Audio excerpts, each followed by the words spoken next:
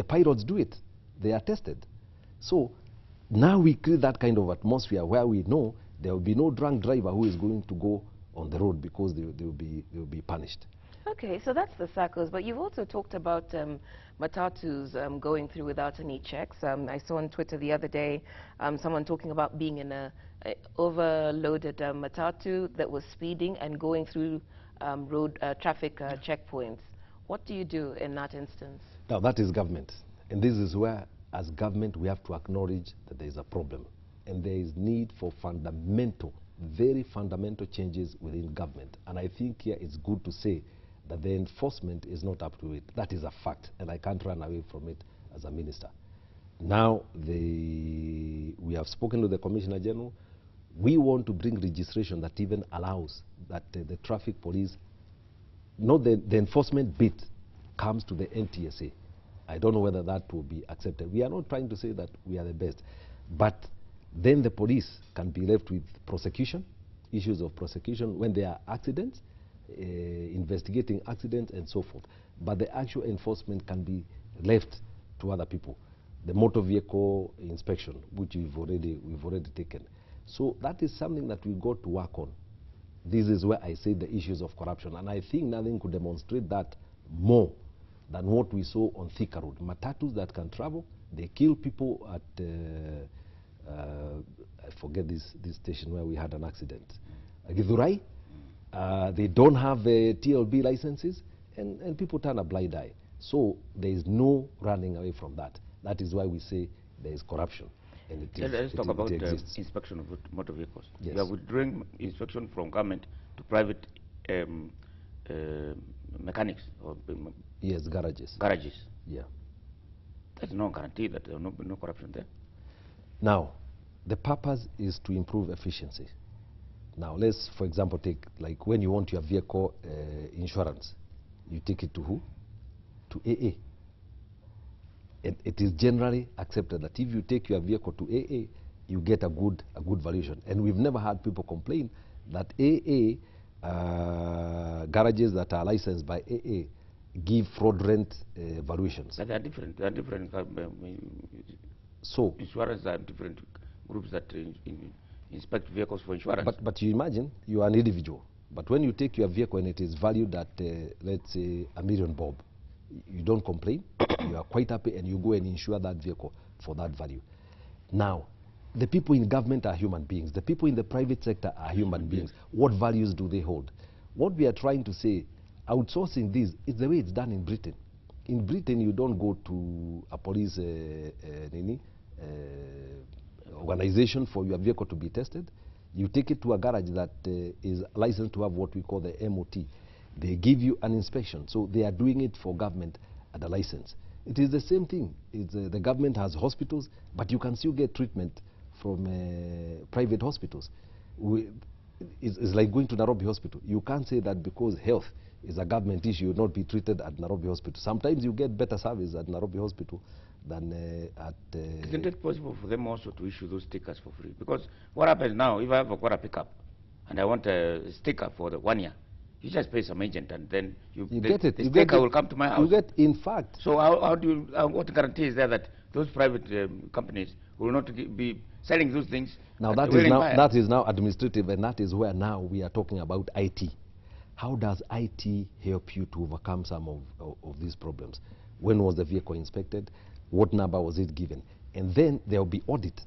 You did about 1,000 vehicles this year. We can have a random check out of those vehicles to see whether they are passing or not. So we must create systems that make, you can't just leave a system on its own. You must create checks and balances. What I know is it has worked in other countries, and it can work even here. So why are we doing it now? That Why is did we not do it before? Like your back said, think yeah, about now. I think now it's now, and we move forward.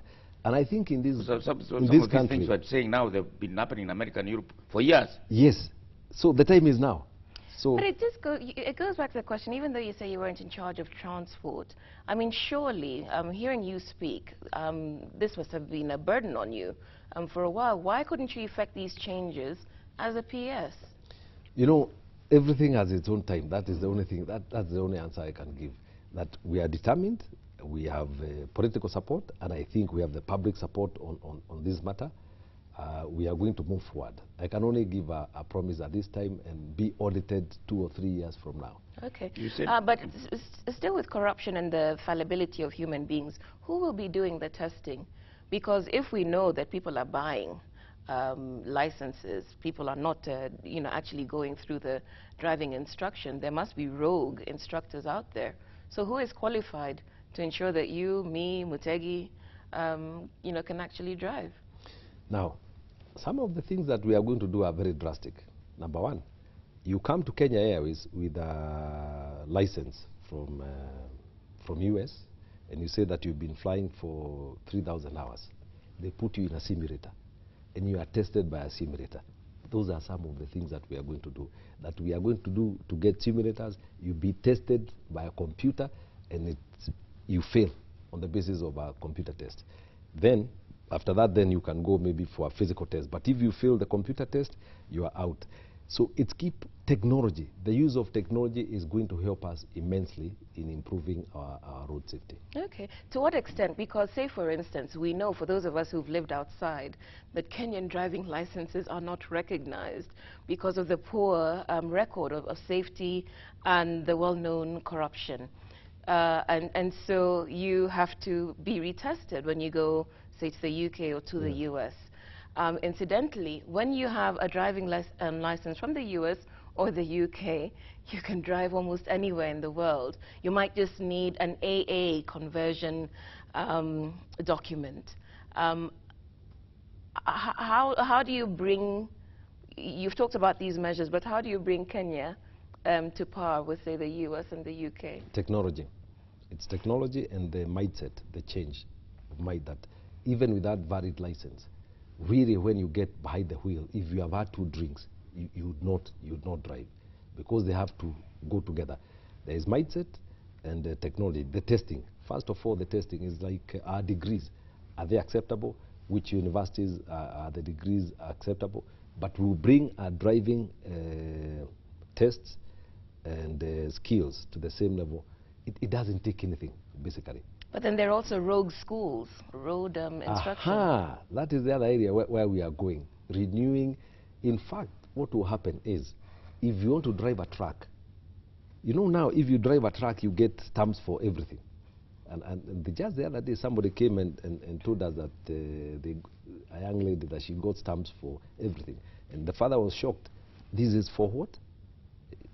So, if you are a public service driver, you go for a special test. And we want to bring it to the level that even if you are a pilot and you are going to fly 2 passengers, it's commercial, you are not flying yourself. You go very rigorous tests. So you can have your own driving license, that would be a certain level of driving. For public transport, it's a different level of skills that will be required. Take it from me, this is what we are going to do, and it is very, very easy. The investment is not. I understand the classification. I'm asking you about rogue driving schools, because we know that their driving instruction facilities such as the AA, and we know that there are others, fly by the night where you go, you pay some money, and you get your license, or who will purport to instruct you for a week or so, and send you for the test, and you get your license. I get it. Now, the first set of regulations that we issued, and which are going to come out from the AG, dealt with the public sector, the driving, where we said that we want cooperatives. The next set is now going to deal with the driving schools. What will be required for you to be licensed to have a driving school? And then after some time, we'll close all the driving schools and you have to apply for new licenses. We'll give like a window of about 6 months to 1 year for you to become compliant. If you can't, then you're out. Okay. I do appreciate the use of technology to help, which are indeed to help. But there is a human factor. When Alcohol Blue came here, people feared drinking, particularly Fridays and weekends, because the police will get them. But it became a cash cow for policemen. In fact, what I think might happen is that these regulations you're introducing will become policemen very rich, or whoever is implementing them. Because the policemen would go and stand at the entrance of carnival, where young men and women are coming from the club, then of course you are tested, you drunk. Whereas what happened in other places, you go on the roadside, if you see somebody driving badly, then you see, you arrest them. For example, what we did to ensure that that doesn't happen, working with the judiciary, the deputy public DPP, prisons, ourselves and the police, we formed teams, okay, of about, we formed 13 teams where you have a judge. Now, if you are going to be prosecuted and if you are going to be tested at night, then we should have also these teams so that you are watching over me. But also technology, we can look for ways of making sure that there is technology. For example, that you cannot, if you are going to be tested, you can be tested while you are being filmed so that your test can be seen and they are being recorded somewhere. It's like the speed guns. The speed guns, some of the ones that we are getting, means that if there is a speed gun and it records a certain speed, it is also simultaneously being recorded at a headquarters somewhere. So there is no way you can have like 100 hits on your speed gun and the only prosecutions you have are 5. What happened to the 95? And if you have the arc of bro and it records like you have had 100 over the limit, and then you only came and said that you are prosecuting 3 people. What happened to the 97? Okay. We're going to pause now. You're watching Cheche live on Citizen TV. Today's guest is the Cabinet Secretary for Transport and Infrastructure, Engineer Michael Kamau.